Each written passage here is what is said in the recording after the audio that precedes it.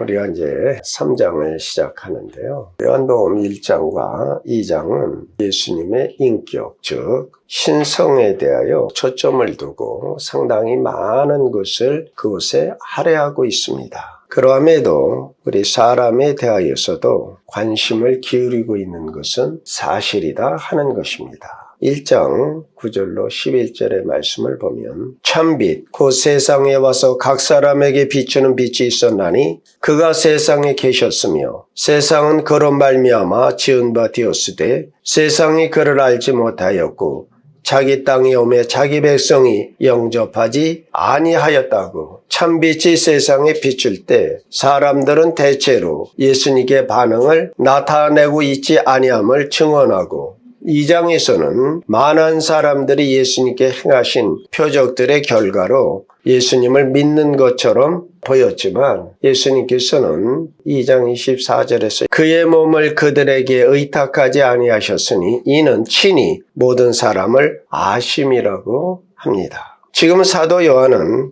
사람들이 영적인 일에 실패하는 것을 주제로 삼고 있습니다.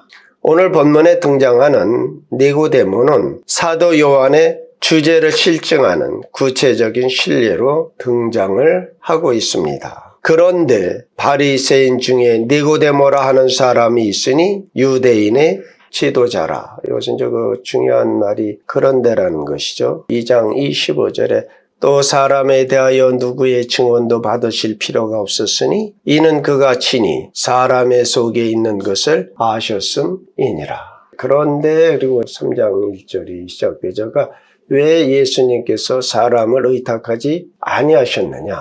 그의 예정되는 샘플로 니고데모를 들고 있는 것입니다. 니고데모는 우리 사람의 관점에서 보면 아주 훌륭한 대표적 인물이라 할 수 있습니다. 그는 바리새인이었습니다. 오늘의 우리는 예수님께서 바리새인들을 외식하는 자들이라고 책망하신 말씀 때문에 그들을 외식하는 자라는 말과 거의 동일한 뜻으로 생각들을 하고 좋지 않은 인상들을 갖고 있는 것은 사실입니다. 그러나 예수님 당시의 유대인들의 종교는 윤리적으로 크게 어긋나 있었습니다.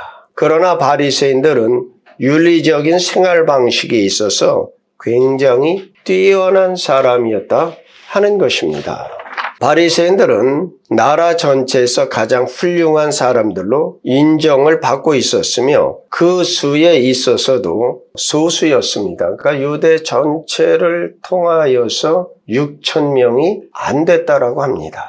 제한된 숫자 때문에 그들은 한 형제단을 형성하고 있었고 신학적으로는 아주 보수주의자들이었어요. 그러니까 성경에 있는 그대로를 다 믿는, 그러니까 부활도 믿고 천사들이 있음을 믿고 사탄이 있음을 믿고 하여간 성경대로 문자적으로 믿었던 사람들이었어요.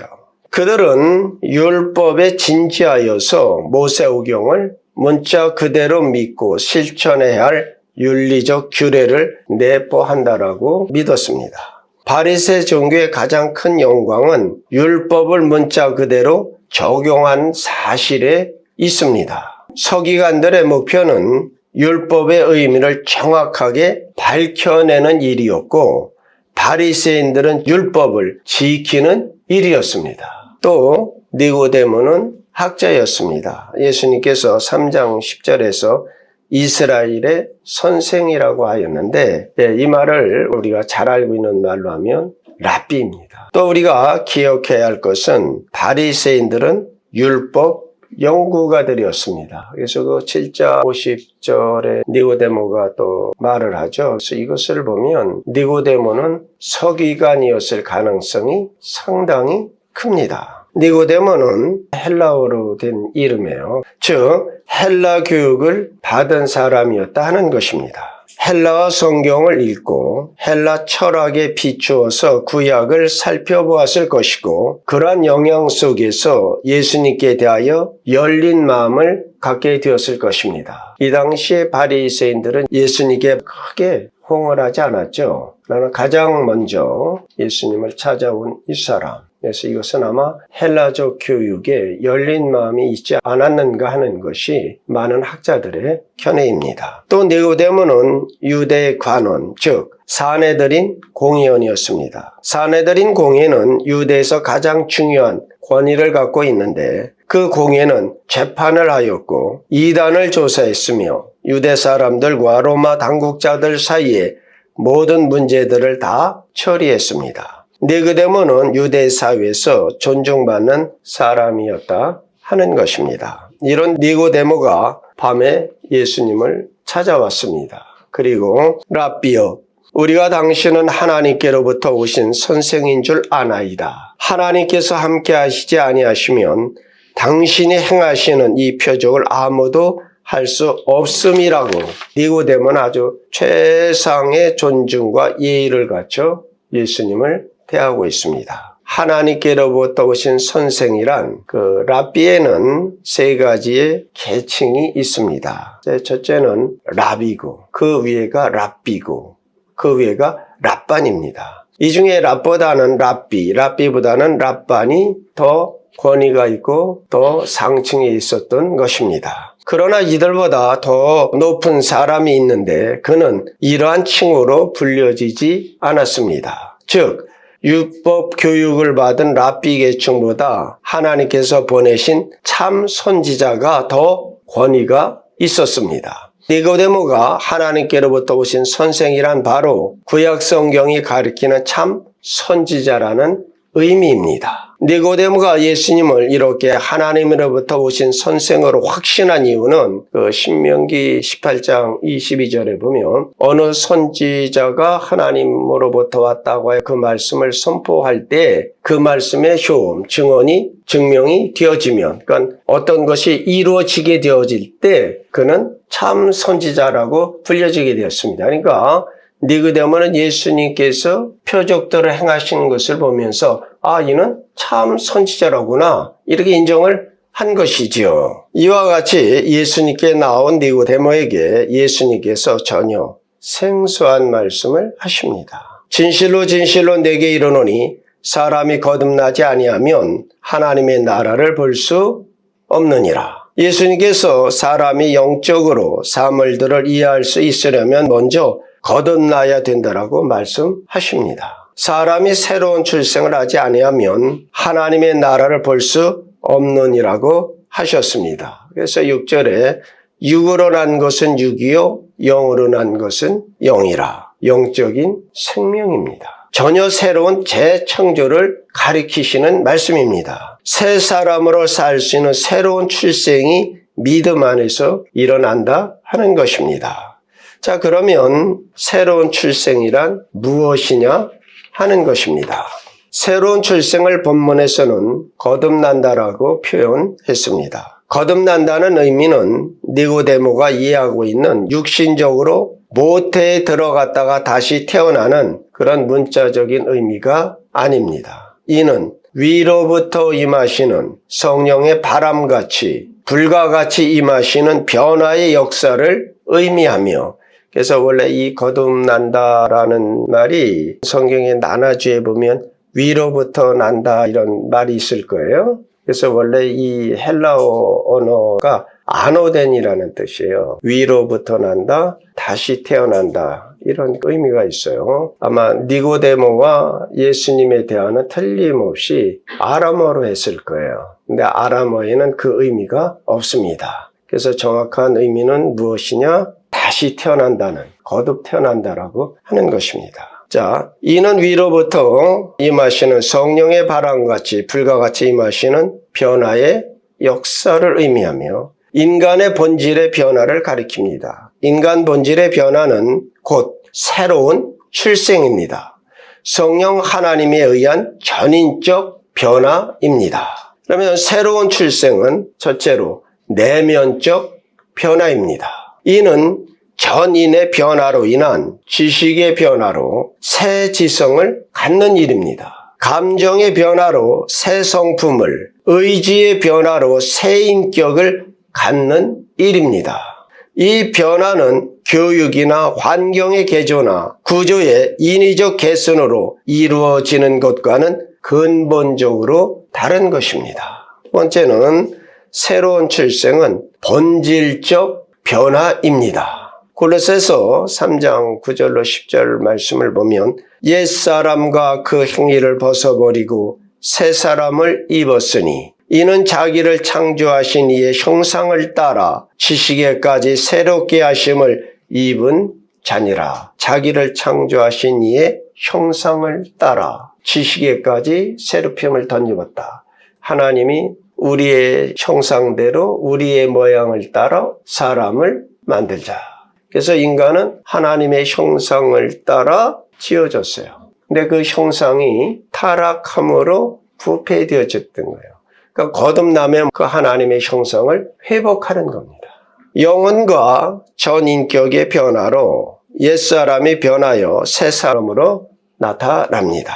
죄에 대하여 죽고 의에 대하여 새롭게 태어나는 것입니다. 옛사람의 본능적 자아의 사멸이요 예수 그리스도에 대한 믿음의 출발입니다. 눈에 보이는 세계만 바라보고 살던 사람이 보이지 않는 영원한 세계가 있음을 알게 되어지는 것입니다. 만물을 새롭게 볼 수 있는 본질적, 영적 변화입니다. 그러면 어떻게 새로 날 수 있겠느냐 하는 것이죠.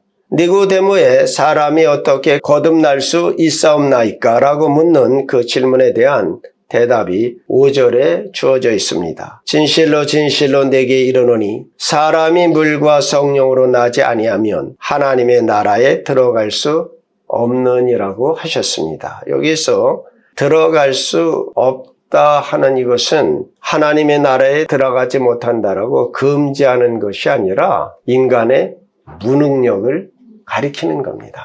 그러면 우리는 어떻게 새로 나냐? 물과 성령으로, 물의 역사로 새롭게 출생을 합니다. 그러면 물은 무엇을 의미하느냐 하는 것이지요. 많은 이론들이 있습니다. 대표적인 두 가지만 살피겠는데요. 물을 물세례로 보는 해석입니다. 많은 사람들이 그렇게 해석들을 하고 있어요. 대표적으로 많이 알려진 핸드릭슨 같은 분도 그렇게 주석을 달고 있어요. 그러나 이 해석은 성경 신학의 뒷받침을 받지 못하고 있습니다. 성경 그 어느 곳에서도 사람이 위적인 종교의 의식을 통하여 구원받는다라고 가르치고 있지 않습니다. 세례는 일어난 일의 표이지 그 일이 일어나는 방편이 아니다 하는 것입니다. 물을 기록된 하나님의 말씀으로 보는 것입니다. 물이 더러운 것을 씻어버리듯이 하나님의 말씀이 우리의 모든 죄악을 씻어줍니다. 에베소서 5장 26절에 그리스도께서 교회를 위하여 자신을 주신 것을 이는 곧 물로 씻어 말씀으로 깨끗게 하사 거룩하게 하심이었다라고 말씀하십니다. 그러므로 물로 거듭난다는 뜻은 그리스도의 말씀을 신앙할 때 우리의 모든 죄악이 용서받는다 하는 것입니다. 예수님께서 요한복음 15장 3절에서 너희는 내가 일러준 말로 이미 깨끗하여 졌다라고 말씀하셨습니다. 이게 무슨 장면이냐면 그 세족식하는 사건이죠. 그때 그 베드로가 그랬죠. 선생님 절대 자기 발을 못 닦는다니까 내가 네 발을 못 씻기면 너와 나와 상관이 없느니라. 그러니까 또 베드로가 그랬죠. 그럼 선생님 내 발만 아니라 온몸을 씻어 주십시오. 그때 한 말이에요. 너희는 내가 일러준 말로 이미 깨끗하여 졌으니 발만 닦아도 된다. 이거 중요한 거예요. 이것은 뭐예요? 날마다의 회개를 말씀하는 겁니다.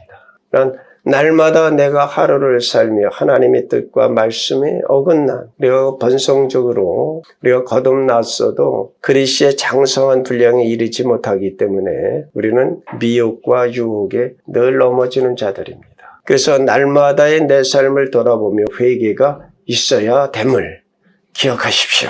죄를 말씀의 물로 씻어내야 새로운 인생을 살 수 있습니다. 그러므로 물의 역사는 죄를 씻는 회개를 의미합니다. 또 사도 바울이 디모데에게 했죠. 말씀과 기도로 거룩하여 지니라. 야고보서 1장 8절은 중생을 일으키는 방편으로서의 말씀을 증언하십니다. 그가 그 피조물 중에 우리로 한 첫 열매가 되게 하시려고 자기의 뜻을 따라 진리의 말씀으로 우리를 낳으셨느니라. 하나님은 자기 영적 자녀들을 낳으시는 아버지라는 말씀입니다. 우리는 이 말씀에서 기록된 말씀이 성령의 역사와 더불어 중생을 이루는 방편임을 배우게 되는 것입니다. 그래서 성경은 우리에게 하나님께서 전도에 미련한 것으로 사람들을 구원하시기를 기뻐하셨다라고 말씀하시는 것입니다. 왜냐하면 사람들은 하나님의 말씀을 선포하는 다른 사람들의 노력을 통하여 다시 나기 때문입니다.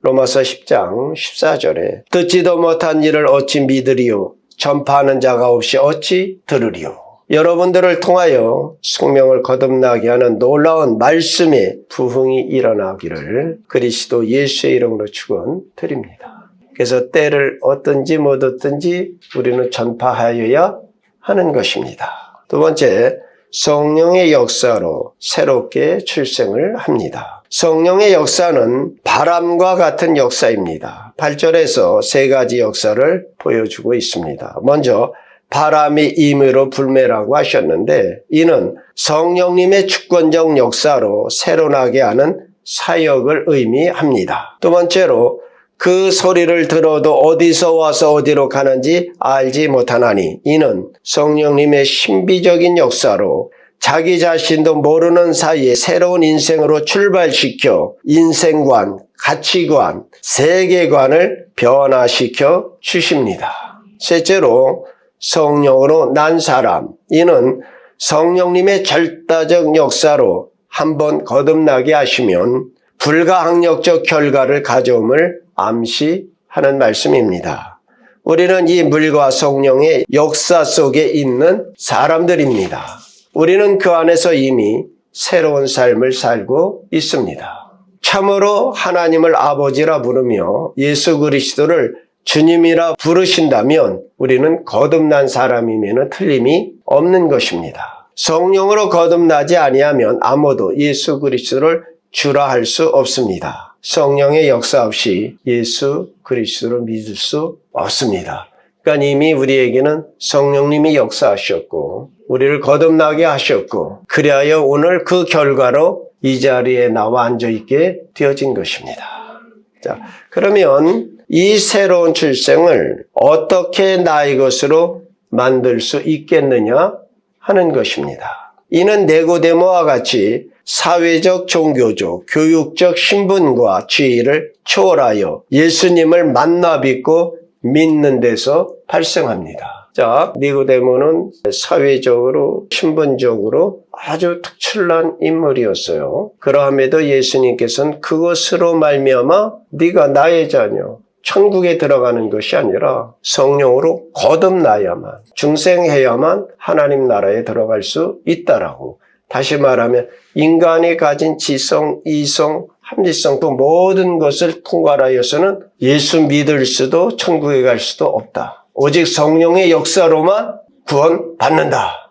바울 사도의 경우를 한번 우리가 생각해 보십시다. 자, 사도 바울은 가말리알 문화에서 아주 율법의 교육을 받은, 그러니까 오늘 우리로 말하면 서울대학교를 나온 아주 유능한 랍비였어요. 그는 하나님에 대한 열정과 열심이 얼마나 컸든지 그가 처음에는 예수를 이단으로 알았어요. 그래서 예수 믿는 것을 차마 견딜 수 없어서 스데반 집사를 돌에 맞아 죽은 그 이후에 대제사장에 가서 이제 다메섹에까지도 가서 그 예수 믿는 잔당들을 다 잡아오겠다. 그래서 그 허가증을 받고 다메섹 도성에 갈 때 하늘로부터 빛이 비추며 사울아 사울아 네가 왜 나를 핍박하느냐. 거기서 주의 음성을 듣고 주님을 보고 그 빛에 의하여 눈이 멀었어요. 그리고 와서 직가라는 곳에 들어놓았을 때 주님께서 아나니아를 보내서 그에게 안수하게 하고 그가 눈이 열려졌죠. 그래하면서 바울의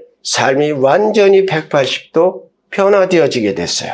주를 위하여 그는 일생을 헌신하게 되었습니다. 그러니까 종교적인 아무리 많은 교육과 율법의 교육을 받아도 생명을 산출하지 못합니다.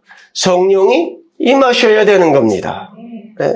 우리는 예수 그리스도의 말씀에서, 설교에서, 기도에서 영적으로 체험해야만 합니다. 이제 골로새서 3장 10절 말씀으로 오늘의 강론을 마치겠습니다. 새 사람을 입었으니 이는 자기를 창조하신 이의 형상을 따라 지식에까지 새롭게 하심을 입은 자니라. 주 예수 그리스도의 은혜 안에서 성장하여 그리스도의 장성한 분량에 이르시기를 우리 주 예수 그리스도의 이름으로 축원드립니다.